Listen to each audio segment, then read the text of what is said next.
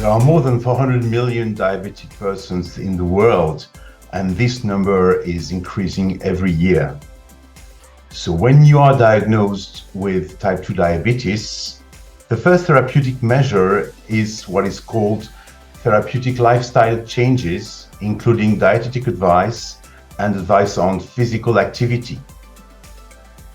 So for long, we have supposed that it worked mostly through a reduction of the glycemic index of the food you were eating and a reduced caloric intake, considering that most type 2 diabetes patients suffer from overweight or obesity.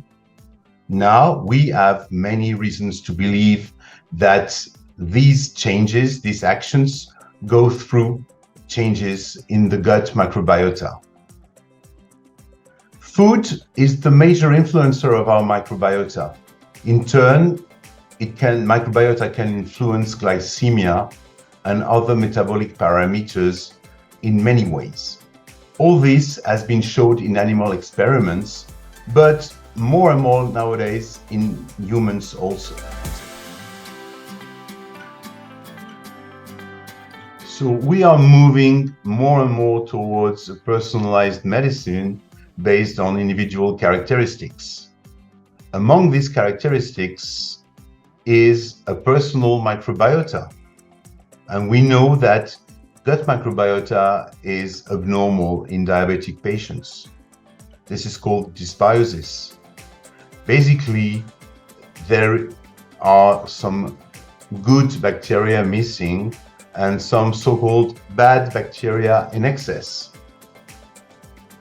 One day, we will be able to correct this individual dysbiosis with either specific strains, so-called probiotics, good bacteria, or with specific food for these good strains, so-called prebiotics. Unfortunately, this is not the case yet. Maybe there are ways to follow based on experiments, but nobody can say, I have the bacteria that will cure diabetes. However, having a more vegetable diet rich in fruits, vegetables, legumes, and nuts, such as in the Mediterranean diet, helps prevent and control diabetes. And this better control seems to be mediated in good part by the microbiota.